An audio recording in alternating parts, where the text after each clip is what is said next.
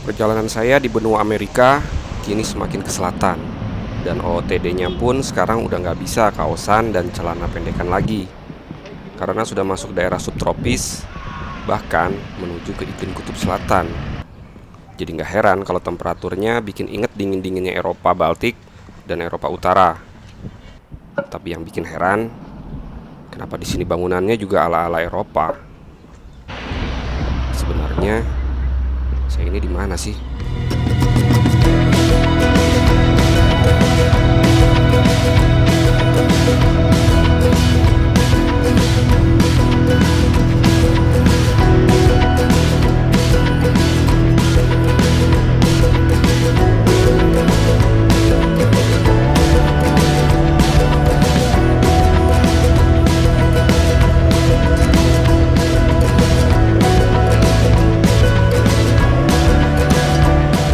Hari ini Selasa 24 Januari 2023. Perjalanan saya mulai dari Puerto Montt, bagian dari wilayah Los Lagos di bagian selatan negara Chili. Gerbang utama menuju wilayah Patagonia. Kota yang cukup menarik, terutama pasar ikannya, karena di sini banyak ikan salmon dan harganya lumayan murah dibanding di Alaska misalnya. Nanti suatu saat kita akan buat video di sini dan jajan ikan-ikanan di pasar ikannya, tapi tidak sekarang. Kali ini saya bakal lanjut naik bis ke Puerto Varas, ke sisi danau Laconhue, 20 km dari sini.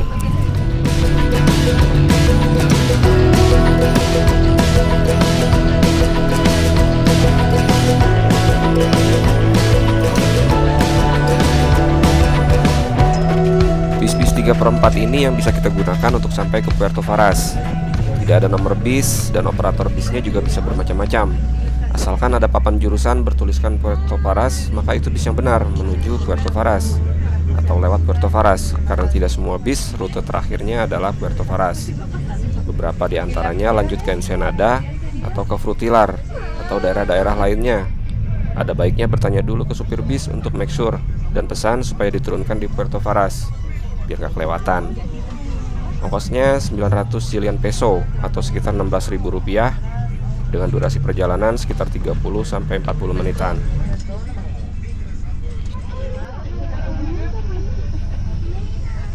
Seperti di Indonesia, bis-bis di Chili ini juga ngetem biar dapat penumpang. Dan ada juga pedagang-pedagang yang masuk bis untuk menawarkan dagangan. Selain itu ada juga pengamen, juga pengemis. Saya ketemu satu yang unik.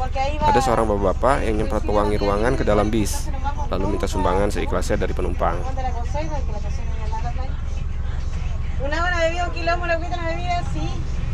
¿Quieren un viernes? Pues, como no puedes fabricarse tanto tiempo, un viernes en la noche, sábado y domingo de vuelta. No, tiene que ser plata. Alimentando la vida, la idea de esta revista es que podamos aprender muchas cosas que nos ayuden a mantener buena salud. Les voy a hacer un resumen muy cortito. Por ejemplo, vamos a aprender bastantes recetas de cocina saludable, cómo hacer la granola, cómo hacer un paté de vegetales, cómo hacer un ceviche de lentejas, aprender a preparar la quinoa. Ukuran bis ini sedikit lebih besar dari mobil-mobil elf, tapi tidak sebesar bis-bis 3/4. Ruang kaki juga masih cukup untuk saya yang tingginya 172 cm. Dan posisi duduk terbaik menurut saya selain di depan di samping supir adalah tepat di pintu masuk. For your information, jalan antara Puerto Montt dan Puerto Varas adalah bagian dari Jalan Raya Panamerika Ruta 5. Jalan Raya Panamerika itu sendiri adalah jaringan jalan raya yang menghubungkan seluruh benua Amerika, yang membentang dari negara bagian Alaska di utara hingga wilayah Tierra del Fuego di ujung selatan Amerika Selatan. Jadi, selamat menikmati pemandangan Jalan Raya Panamerika Ruta 5.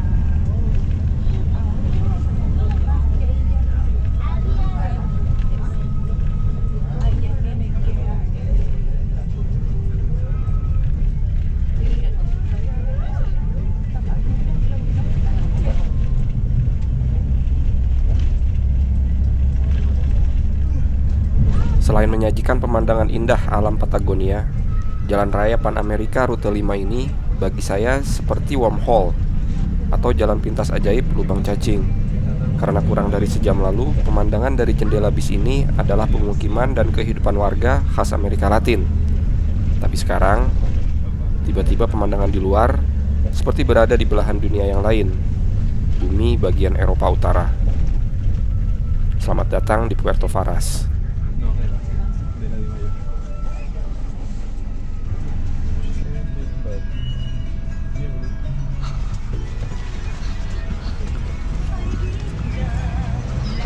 Compañía de bomberos Hola. de Nueva Braunau Stop. les invita a su primera versión de su fiesta cósmica. Pertengahan abad ke-19, pemerintah Chili ingin mengembangkan dan mengamankan wilayah selatan negaranya yang masih jarang penduduk.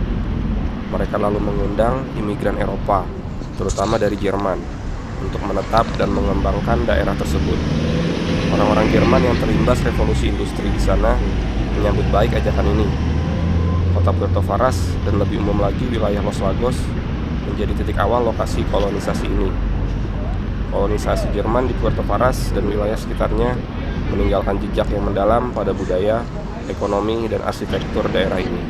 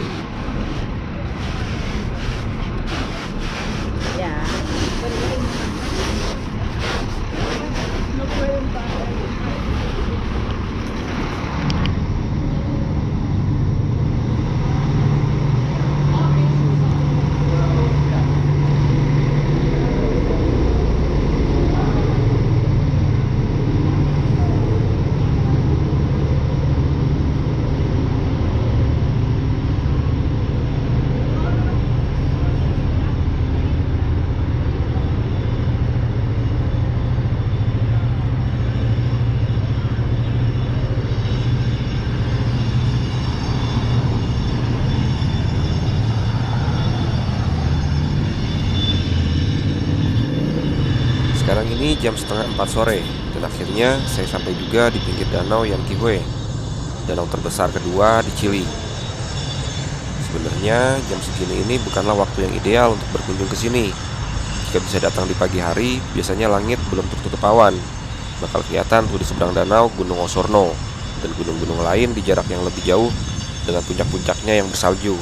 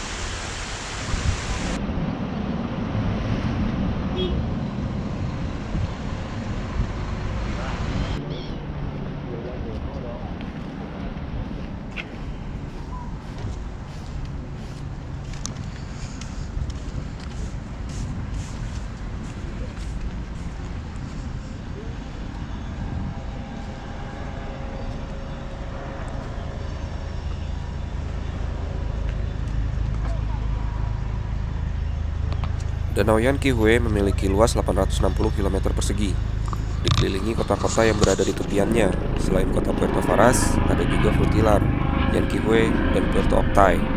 Dan lokasi danau ini berada tepat di kaki Gunung Osorno. Aktivitas wisata di tengah danau biasanya ramai di pagi hari atau di saat Gunung Osorno nampak dan tidak terhalang awan. Aktivitas wisata yang dimaksud adalah kapal layar dan olahraga air seperti kayak dan jet ski. Selain pemandangan danau dan gunung, juga terdapat berbagai atraksi utama di sekitar danau, termasuk air terjun Saltos de Petrohue dan Taman Nasional Vicente Pérez Rosales dengan pemandangan alamnya dan jalur hiking yang menantang. Yang menjadi pengaruh magnet wisata di daerah ini juga adalah pengaruh Jerman dalam arsitektur, kuliner, dan juga festival budaya. Akses mudah dengan jalan raya yang bagus juga semakin jadi daya tarik turis untuk datang ke sini.